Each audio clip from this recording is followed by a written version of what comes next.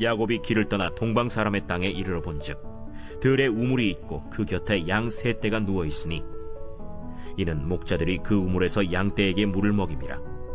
큰 돌로 우물 아귀를 덮었다가 모든 떼가 모이면 그들이 우물 아귀에서 돌을 옮기고 그 양 떼에게 물을 먹이고는 우물 아귀 그 자리에 다시 그 돌을 덮더라. 야곱이 그들에게 이르되 내 형제여 어디서 왔느냐? 하란에서 왔노라. 너희가 나홀의 손자 라반을 아느냐?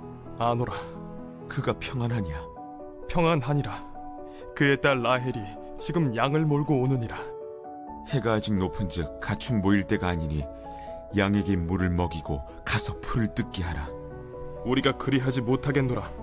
때가 다 모이고 목자들이 우물 아귀에서 돌을 옮겨야 우리가 양에게 물을 먹이느니라. 야곱이 그들과 말하는 동안에 라헬이 그의 아버지의 양과 함께 오니 그가 그의 양들을 치고 있었기 때문이더라. 야곱이 그의 외삼촌 라반의 딸 라헬과 그의 외삼촌의 양을 보고 나아가 우물 아귀에서 돌을 옮기고 외삼촌 라반의 양떼에게 물을 먹이고 그가 라헬에게 입맞추고 소리내어 울며 그에게 자기가 그의 아버지의 생질이요 리브가의 아들됨을 말하였더니 라헬이 달려가서 그 아버지에게 알림해 라반이 그의 생질 야곱의 소식을 듣고 달려와서 그를 영접하여 안고 입맞추며 자기 집으로 인도하여 드리니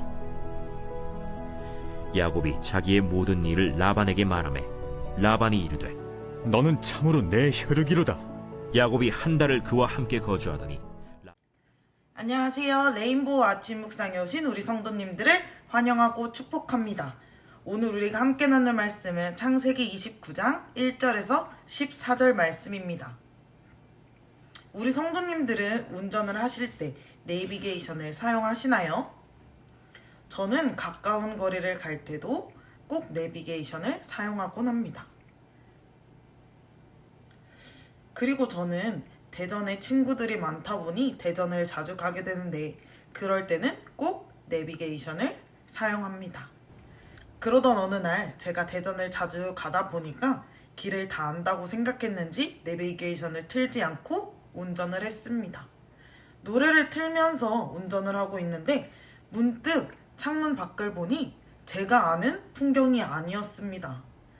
알고 보니 제가 길을 잘못 든 것입니다. 잠시 비상등을 켜고 갓길에 차를 세운 뒤 내비게이션을 켜보니까 다른 길로 가고 있었던 것입니다. 그때 다시 내비를 켜서 제대로 된 길로 갈 수 있었습니다. 오늘 본문은 야곱이 길을 떠나는 것으로 시작하고 있습니다. 야곱이 있었던 곳에서 하란까지는 아주 먼 거리였습니다. 그때는 내비게이션도 없었을 텐데 어떻게 찾아갈 수 있었을까요? 하나님의 인도하심으로 하란에 도착하여 라헬과 라반을 만날 수 있었습니다. 야곱은 오랜 여정 끝에 동방 사람의 땅에 이르렀습니다. 그곳에 있던 우물에서 목자들을 만나게 되었습니다. 4절에서 6절 말씀입니다. 야곱이 그들에게 이르되 내 형제여 어디서 왔느냐? 그들이 이르되 하란에서 왔노라. 야곱이 그들에게 이르되 너희가 나홀의 손자 라반을 아느냐? 그들이 이르되 아노라. 야곱이 그들에게 이르되 그가 평안하냐? 이르되 평안하니라. 그의 딸 라헬이 지금 양을 몰고 오느니라. 사실 이 구절은 그냥 넘어간다면 넘어갈 수 있는 말씀이지만 자세히 살펴보면 놀라지 않을 수 없는 구절입니다.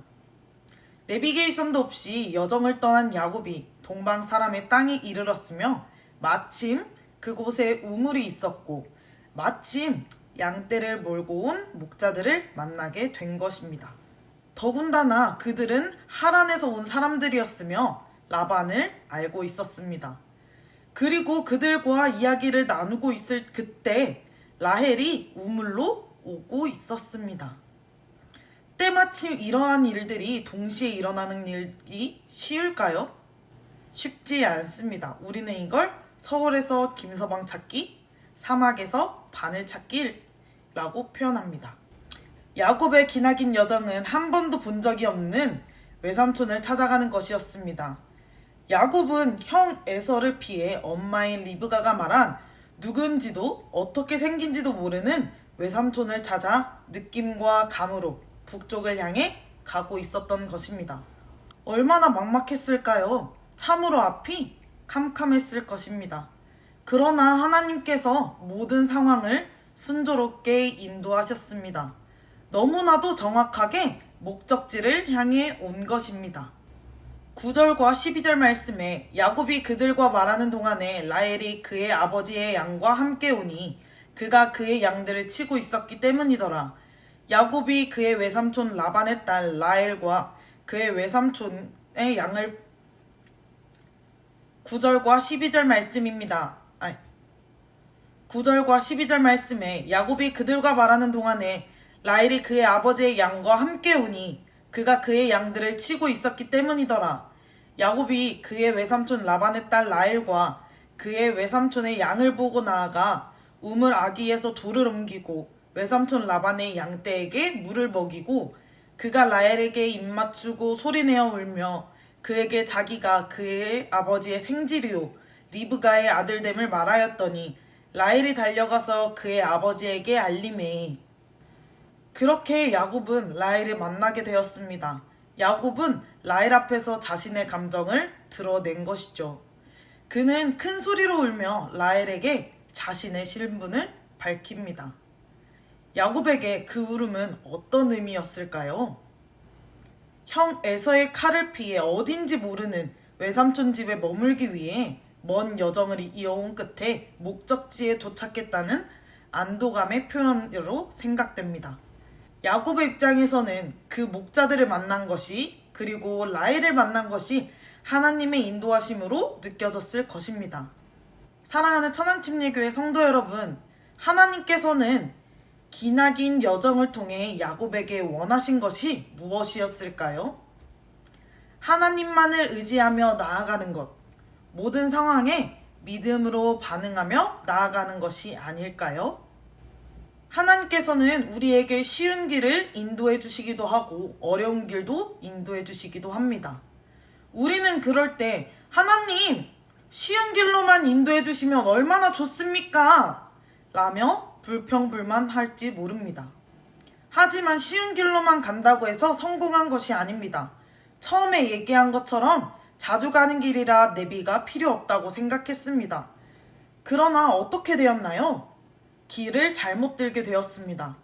이것처럼 쉬운 길이라고 아는 길일지라도 실패할 수 있습니다. 하지만 하나님께서는 우리에게 야곱과 마찬가지로 하나님을 의지하며 바른 길을 가고 하나님을 신뢰하며 믿음으로 반응하는 것을 원하신 것은 아닐까요? 하나님께서는 우리가 생각하지 못하는 방법과 상황 속에서 내비게이션처럼 우리를 인도해 주실 것입니다. 그런 하나님께 우리의 삶을 맡기고 믿음으로 따라가는 우리 성도님들이 다 되시기를 소망합니다. 함께 기도하겠습니다.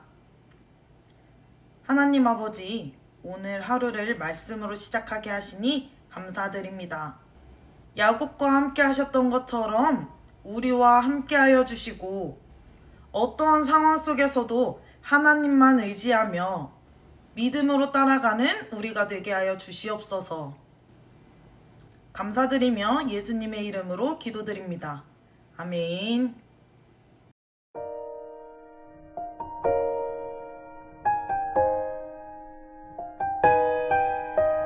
길을 안다고 그렇게 생각했죠.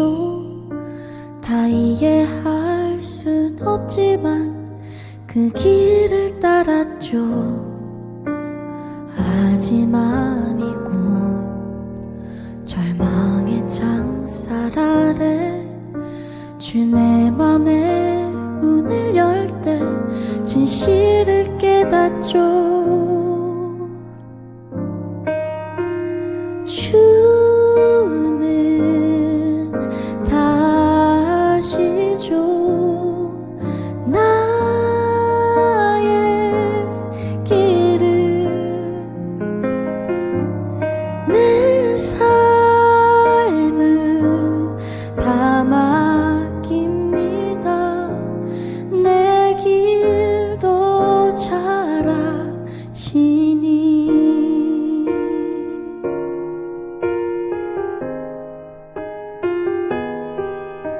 해답도 모르는 시험 문제처럼 주님의 뜻을 찾지만 다 할 순 없었죠. 시련의 세월이 내게 준 한 가지 다 이해할 순 없어도 주 신뢰하는 것 내 주는 다 아시죠. 나의 길을 내 삶을 다 맡깁니다. 내 길 더 잘 아시니 하늘 나는 새를 바라볼 때 그렇게 나도 날 수 있을 거야. 소망의 날개 펼 수 있도록 나를 이끄소서.